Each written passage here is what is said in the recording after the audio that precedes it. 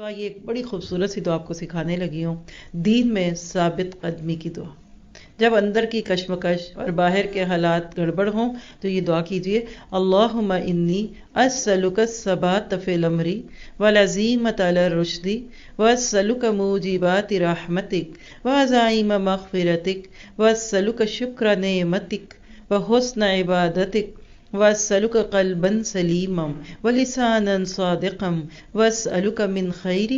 ما تعلم واعوذ بک من شر ما تعلم واستغفرک لما تعلم انک انت العلام الغیوب۔ اے اللہ، بے شک میں تجھ سے دین میں ثابت قدمی اور ہدایت میں پختگی کا سوال کرتی ہوں،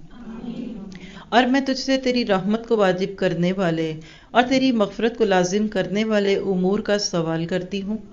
اور میں تجھ سے تیری نعمتوں کا شکر ادا کرنے اور اچھے انداز میں عبادت کرنے کا سوال کرتی ہوں، اور میں تجھ سے سلامت دل اور سچی زبان کا سوال کرتی ہوں،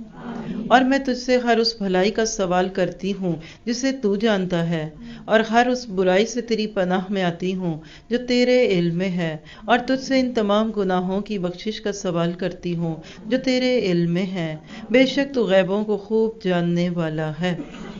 خوبصورت دعا۔ تو جب قدم لڑکھڑانے لگیں تو اس وقت اس دعا کو ہم نے مانگنا انشاءاللہ، اور یہی ہمارے اس پارے کی تھیم دعا ہے جس کو انشاءاللہ ہم بار بار سیکھیں گے بھی اور مانگیں گے، اور اللہ تعالیٰ آپ کے میرے اندر کی جو کشمکش ہے اس کو، بے چینیوں کو سکون میں بدل دے، اور عافیت کے ساتھ ہم سب چلتے جائیں آگے سے آگے۔ اور اس دعا کا ریفرنس بھی لکھ لیجئے، سلسلۃ الصحیحہ کی روایت 3228 نمبر ہے۔